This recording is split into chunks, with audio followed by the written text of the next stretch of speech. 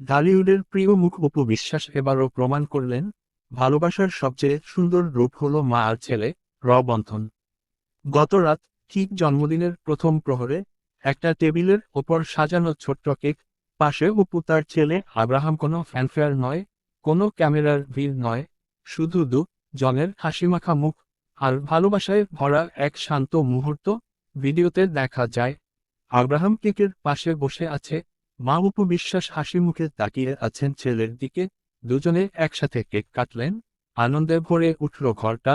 আর ক্যাপশনে অপু লিখলেন, জন্মদিনের প্রথম প্রহর আমার আব্রাহামের সঙ্গে।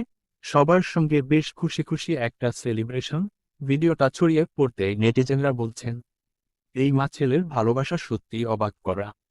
গ্ল্যামার নয়, এখানেই সত্যিকার সুখ।